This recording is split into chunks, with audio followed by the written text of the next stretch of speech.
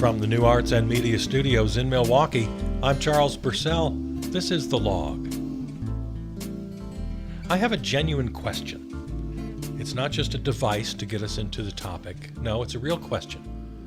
And spoiler alert, I'm not going to answer the question. But I am going to offer some thoughts. And the question is this. Should we welcome former MAGA folks into the anti-fascist coalition? And if so, how do we do that? Because political opinions are dynamic. They change. People change. They learn new facts. They change their ideas. Their whims change. For 100 different reasons, politics is kind of flexible for some people. Now, for the Orange Menace voters who are reconsidering, well, that's great. But how exactly are we to think about this anti-fascist coalition? Now, I'm going to start with an admittedly kind of corny metaphor. So here's my metaphor, or my analogy. It's a sports analogy. And again, kind of corny, but stick with me for a second. Think of the United States, the nation, as the NFL, the league. All the different factions, Republicans, Democrats, progressives, Democratic Socialists, moderates, everybody. They're all the different teams. Okay? So then the policy fights that we have every day, the debates, the ups and the downs, the issues, the headlines in the news, those are the games we play. There are winners, there are losers. People have hot streaks and cold streaks, and there are surprise upsets, and it's dynamic. Things are happening throughout the course of the year. And then primary elections come along, where we're going to choose our candidates. Well, that's the playoffs. Some factions fall away, others move on. Until finally we get to Election Day, which is the Super Bowl. So say the Democrats or the left are the San Francisco 49ers versus the Republicans or the right, and they're the Houston Texans. And now comes Election Day, and we have a final score. We have a winner and a loser. All right, this is why I'm using this dopey metaphor. Everyone in my little scenario here belongs to the same league. All the teams, all the coaches, all the players, they belong to the same league, and the league has rules, and it's all under one umbrella. That's our country. The league is the country. And of course, players and coaches switch teams once in a while. It's not uncommon at all. That's what I started with. Politics moves and shifts. But everyone plays by the rules. You fight like hell on game day. The winners and losers shake hands, and then repeat the whole process. But the key element here is we have to play by the same rules. Now, applying this to our potential coalition with the former Trumpers or the MAGA folks or the America Firsters or whatever you want to call them, well, many of them still don't seem to really care about the rules. I mean, when you listen to them, you know, they criticize the Orange Menace and we get excited. Oh, great, you're on our team. But they're upset about grocery prices or gas prices. They're upset about Israel and Iran, about policies. Okay, we agree, great. But they don't seem to know or acknowledge, understand, care that he's a damn fascist, attempting an all-out coup. There can be no denying that. Look at the attempts they're making at election rigging. What they've already done in the past, January 6th at the top of the list. Firing everyone who's not a loyalist from the government, stacking the bureaucracy with loyalists, including DOJ prosecutors, including judges. Yeah, only some judges are elected. Throughout the system, many or most of them are appointed. So they're stacking the whole system against us. And the people in our proposed coalition never talk about these things. If anything, they're fine with it. Now, I don't want to talk about famous people or pundits necessarily, but I am going to talk about a few of them because they represent schools of thought. They have listeners, they have viewers, they have readers, they have followers who no doubt share these opinions. People like Tucker Carlson, very critical of the Orange Menace recently, especially when it comes to Israel and the war in Iran. Megyn Kelly has publicly said that the Orange Menace has lost, quote, multiple steps mentally. The infamous Joe Rogan calls all of this insane. Candace Owens calls the Orange Menace a chronic disappointment. And yes, all of these critiques are real, but they're entirely issue specific. They're not a denunciation of the Orange Menace as an authoritarian. They don't get to that. I think they're still okay with it. Marjorie Taylor Greene, behind all of her vitriol and criticism, is still 99% with him on policy, on strategy. So I'm not sure what to do with these people, and more importantly, with the people who read and follow. We share their disdain of certain policies, but the anti-fascist, pro-democracy critique, they're not with us. They don't seem to be with us at all. And again, these are just a few famous names. I'm really talking about my fellow citizens, my fellow voters, friends and neighbors in some cases. So how do I think about this coalition? Can I be in a coalition with fascist apologists? I don't know. If it helps to defeat the Orange Menace and the current crop of Republicans, then yeah, I guess. But what's next? They don't seem to care about the rules of the game, of the nation. We're not on the same field of play, getting back to my dumb little metaphor. MAGA fascism is not one of the teams in my analogy. MAGA fascism is a rowdy gang of thugs with guns and knives who storm the field and attempt to take over the game entirely. They want to end the game. They want to destroy the NFL itself and rewrite the rules. No, check that. They don't want to rewrite the rules. They want to eliminate all rules. Whoever has the power wins. There are no rules. The Orange Menace himself says so every day.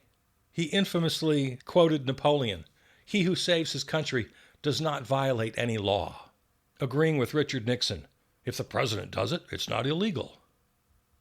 Former Acting Solicitor General Sarah M. Harris told Congress the Justice Department would not defend laws limiting the president's ability to remove independent agency officials. Yeah, random hiring and firing based on regime loyalty is against the law. And she conceded that fact and just very calmly stated that the Department of Injustice would ignore those laws. Stephen Miller, the most infamous of them all, quote, "We live in a world, in the real world, that is governed by strength, that is governed by force, that is governed by power. These are the iron laws of the world that have existed since the beginning of time." It's been widely reported from sources within the White House that there's a willingness to invoke the Insurrection Act and deploy military forces within the United States while federalizing some National Guard units if and when they deem it necessary. We've already seen examples of that. Pete Hegseth, Department of War Crimes, quote, "We don't fight with stupid rules of engagement. We untie the hands of our warfighters to intimidate, demoralize, hunt, and kill the enemies of our country. No quarter, no mercy for our enemies." No quarter means, no, we don't have to take prisoners. We just kill everybody. He stated war crimes as official policy. This is who we're dealing with, and none of this seems to concern the Tucker Carlsons, the Megyn Kellys, the Joe Rogans, the Candace Owens of the world, the Marjorie Taylor Greenes of the world, the friends, family, and neighbors who we would like to join in a coalition, but all they seem to care about is the price of eggs and the price of gas. And oh yeah, maybe they're coming around to the fact that Israel's not such a good friend. But all the rest of it, the fascist policies, the fascist language, the fascist ideology, that kind of thinking can never be part of a compromise. It can't be part of a coalition. So I ask these pundits, I ask my fellow citizens, friends, family, and neighbors, 100% full-throated renunciation. You can't stop short of that. I mean, if they don't, how do we deal with them? How do we welcome dialogue? How do we partner with people like this? Do we praise them when they're right about the economy, about Israel, about Iran? I don't know. But whatever we do, we cannot lose sight of the larger goal, a diverse country that plays by the rules. And by diverse, I mean that to include a wide range of political opinion. I've never been afraid of that. Let's have open debates. Let's have the teams on the field. Let's fight it out according to the rules. So, the question then is, does my coalition with the Tucker Carlsons of the world and the rest, and their viewers and followers, does forming a coalition with them move us toward the goal of a diverse country that plays by the rules? See, I don't think so. I think it just kicks that can down the road and, in fact, makes things even worse because it actually maintains, it upholds MAGA-ism because they're not challenging the fascist nature of MAGA. Imagine if United States policy changed and we ditched Israel. Okay, you're no longer our friend, like what most Americans feel already, okay? So we ditch Israel. We end the Iran fiasco. Don't ask me how, I don't know. But just imagine now if we did that. Imagine if egg prices and gas prices went down. What, then everything would be fine? You think the people I've been talking about would stay in our coalition to defeat the regime?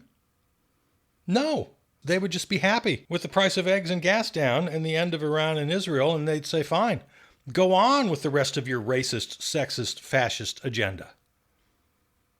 That is not a diverse country that plays by the rules. That's allowing the thugs with guns and knives to obliterate the game itself.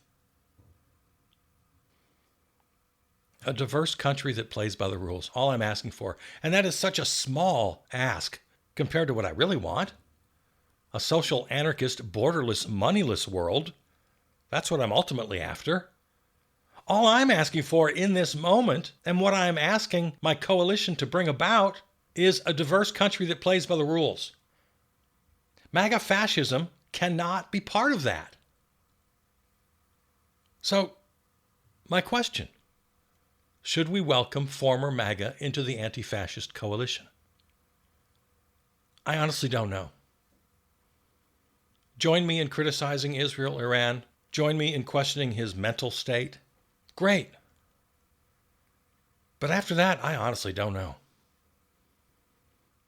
These people are not welcome in whatever comes next.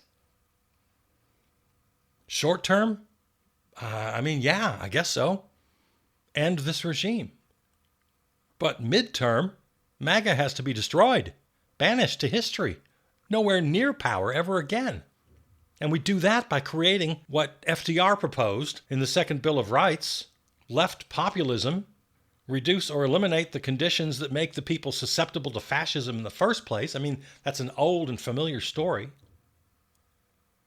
And then long term, a social anarchist, borderless, moneyless world.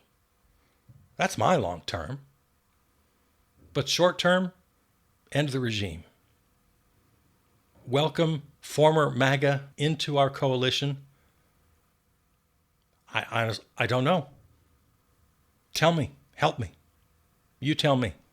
How do we do that? Jesse Wells, are you familiar with him? Singer-songwriter, kind of broke through last year, won a bunch of Grammys. Everything that happens in the news, he writes a song about it and has it on YouTube by the afternoon. He's kind of amazing. Dylan-esque solo voice and guitar. Anyway, he wrote a song that really hit me. It's called Good Morning America. And some of the lyrics: good morning America, good evening America, I love you, you can like it or don't. We're tired, but we ain't wore out. Gee whiz, it'll be good to be home. Someday we're going to know this is home. And it got me because, I just love that motif of we're on a long and very difficult journey. And Jesus, won't it be great to be home again? Meaning some semblance of sanity, of normalcy. The world was never perfect. We're always striving. But God, we could go to bed at night and we could get up in the morning without this constant dread. If you're unfamiliar with the work of Jesse Wells, I highly recommend you check out his music. Yeah, it really will be great when it feels like home again. instead of this weird trip we're on with this dysfunctional family. The Orange Menace is dementia grandpa. RFK Jr. is the crazy uncle. Pete Hegseth, drunk uncle at the end of the bar. And the entire Republican Party is the sniveling, cowering family members afraid to say anything because they want the inheritance. I think most of us understand the insanity. We see it. We still can't figure out what to do about it. So on Friday, Iran announces the Strait of Hormuz is open to all shipping. And people just go nuts over this. The stock market, global oil prices, mainstream media, everybody overreacts. I mean, wild overreaction to the point of absurdity. The markets just go nuts. Oil prices plunge. The first little detail we notice is they said, Iran said, oh, it's open for the remainder of the ceasefire, which is only a couple of days. It may be over by the time you hear this. But everybody, they have their reasons for going nuts. The markets, well, it's just one big gambling den. These guys are shooting craps. They're high rollers. Go big or go home. They're just placing their bets.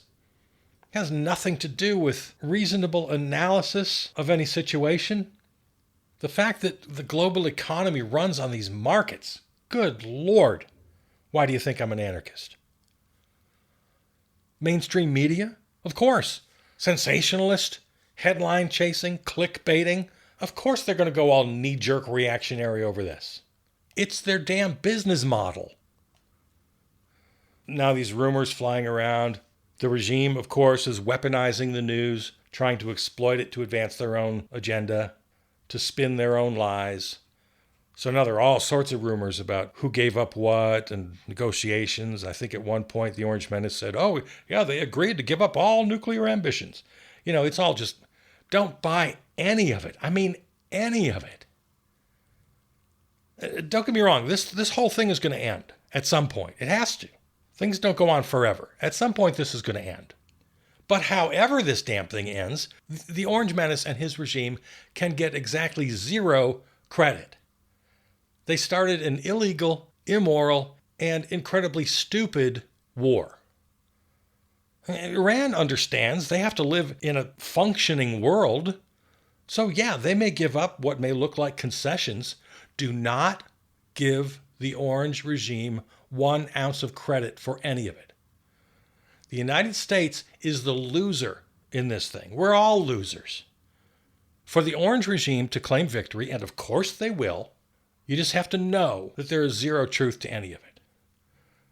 The United States is the loser 100 different ways. As a nation, we've surrendered our moral leadership, surrendered the position as leader of the free world. Now, this is all bogus anyway. But a lot of people believed in that, and they ran the world accordingly, that we somehow had this position of world leader. That's all over. That's just over forever. Now, for my money, that's fine. The point is, he and his gangster regime get zero credit and all the blame. And with every day's headlines, I am more deeply convinced that our agenda here on the log is the only reasonable position to have. We have to revolutionize the way we think about the economy. We must establish local economies around the world so we don't rely on the Strait of Hormuz or any other particular supply chain. I mean, we all knew the Strait of Hormuz was important. I think this really clarified that. Of course, oil, natural gas. Oh, then we found out, fertilizer. Food for much of the world. I mean, we learned this whole supply chain thing during COVID. At least we should have learned a lesson. I don't think we learned anything from COVID. But, mothers should never fear not having formula for their babies, for example.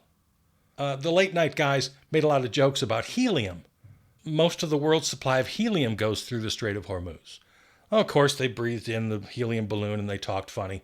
But I didn't know this, that helium was so important for medical and scientific imaging, MRIs. It's used in electronics, the manufacturing of microchips. Yeah, turns out helium's more than just a party joke. Anyway, not to get Not to get too deeply into that. Just an example of an over-reliance on any particular region or any particular passageway or particular supply chain or any particular nation with its own particular borders and its own particular system. We cannot continue to live under this constant threat that at any time some idiot like the Orange Menace can foul up the entire world economy. I mean, impact people's lives. They're not getting their medicine. They're not getting their food. They're not getting the energy they need to keep their world going. All because dementia grandpa and drunk uncle decided it would be fun to kill a bunch of Muslims. Borders got to go. Money got to go. Production and distribution of food, medicine, manufactured goods, everything must be, to the greatest extent possible, local. So by Saturday already, Iran has announced that they've closed the Strait of Hormuz again. And by the time you hear this, it may be opened and closed and opened again and closed again. Who knows? The point remains the same. Don't listen to a damn thing the American fascist regime has to say. I'm still just dumbfounded that reporters continue to have these exchanges with the Orange Menace. It's just an exercise in futility. He's just belching nonsense. He's just riffing off the top of his head. Any headline that begins, "The President said," or "The President posted," just ignore it. I was really disappointed in the BBC. I was watching earlier today. They were actually carrying him live. I thought the BBC was a little better than that. He just blathered on with his usual nonsense. He's got like a half a dozen to a dozen tired stories that he repeats over and over again, filled with lies. He makes people stand behind him in the Oval Office. He sits at the desk and then just riffs, just talks for sometimes up to 45 minutes, an hour, and they just have to stand there. I'm sorry, I don't want to talk about this. What I want to do here to close out, I want to just give you a couple of headlines. So basically, if there was a segment title for this, it's things we're not going to talk about today. I don't have the time, the energy. I'm not in the right mood. So we're not going to talk about these things. But I do want to bring them to your attention. Chuck Schumer just has to go. The latest incident, he was one of only 7 Democrats who joined Republicans in opposing a measure to block arms sales to Israel. Of course that's what we should do. The bill was a joint resolution introduced by Senator Bernie Sanders. It would have halted the sale of military bulldozers to Israel.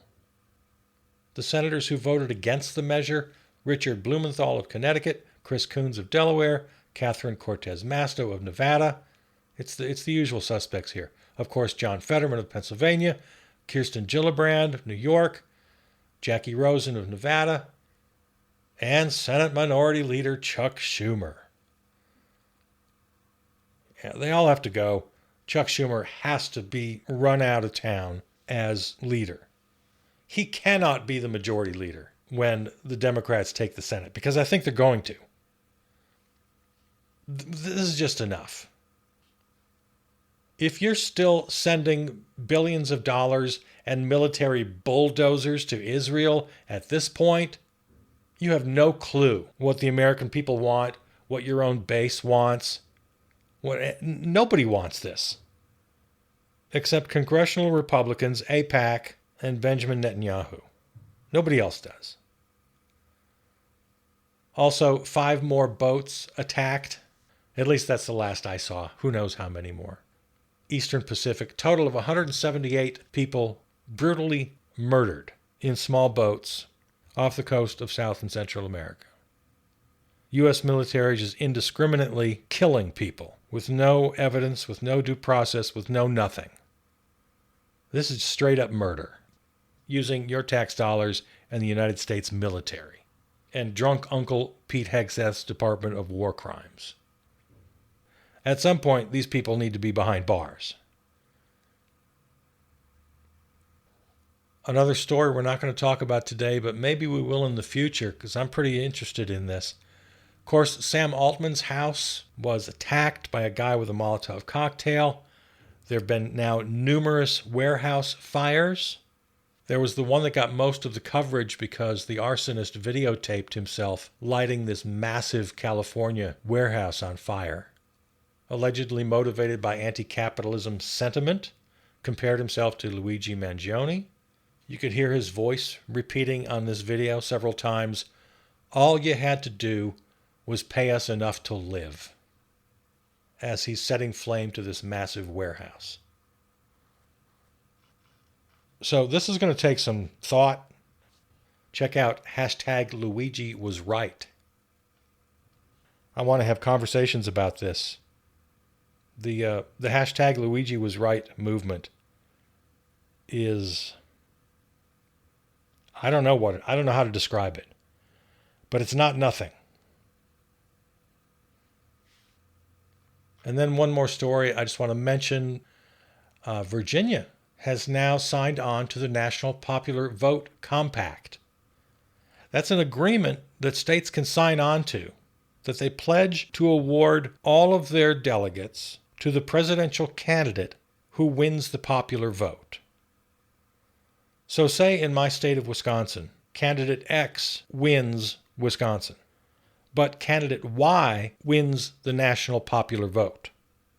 Under this compact, and Wisconsin is not a signatory yet, I'm calling for that, then Wisconsin would award all of their delegates to the popular vote winner, not the winner of Wisconsin. So the compact doesn't go into effect until there are enough states signed up to reach the required 270 electoral votes, because that's what you need to win. With Virginia signing on, and their 18 electoral votes, that brings it up to 222 of the required 270. We are within striking distance. So we'll talk more about this in the future. In the meantime, I encourage you to look it up. Again, the National Popular Vote Compact. It's a great idea. It basically, what it does is it eliminates the Electoral College without a constitutional amendment, without an act of Congress, without nothing. If enough states sign on to this plan, the Electoral College becomes null and void. I mean, they still have to certify the election, but what becomes impossible is for the popular vote winner to lose. So this would be fantastic. And I leave you with that because let's leave with something encouraging. All right. This and all episodes can be heard at the website, charlespurcell.com, or on your favorite podcast platform. Thanks to our flagship terrestrial station, River West Radio in Milwaukee. Find us on Blue Sky and Substack. Peter Donalds wrote and performed our theme song. A reminder to listen to Peter's weekly music program, We the People, songs of freedom, justice, and solidarity, in your feed every weekend. I hope you enjoy it. All right, there it is. I love you. I'll see you out there.